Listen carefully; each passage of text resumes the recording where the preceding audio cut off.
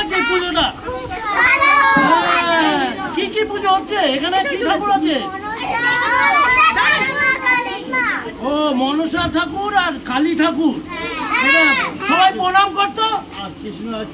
কৃষ্ণ আছে না? বল মা আমাদের ভালো করে বিদ্যা দাও,